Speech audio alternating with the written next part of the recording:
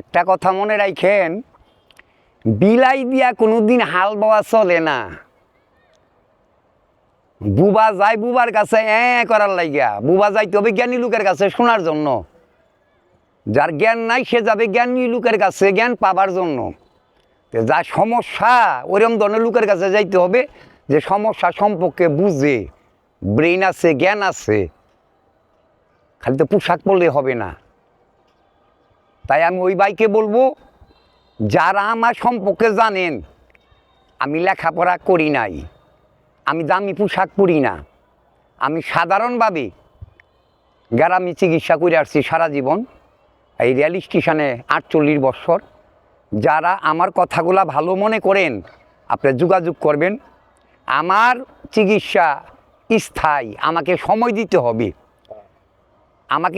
দিতে হবে, আর আমার চিকিৎসাগুলা, যাদের ডায়াবেটিস বেশি, আমি চিকিৎসা করতে পারবো না, কেন ডায়াবেটিস থাকলে ওষুধে কাজ করবে না। আপনার যদি হাই প্রেশার থাকে ওষুধ দেওয়া যাবে না, তাহলে ক্ষতি হবে। তাই আমাকে কল দিয়ে জানাবেন আপনার প্রেশার কতটুক, ডায়াবেটিস কত। আশা রাখি আমি গ্যারান্টি দিয়ে আপনি চিকিৎসা করে দেব 100%। আসবেন, আমার ছেলে আছে শাহজাহান, আমার নাতি আছে রাব্বি খান, আমি আছি তাইজউদ্দিন কবিরাজ। যোগাযোগ করবেন।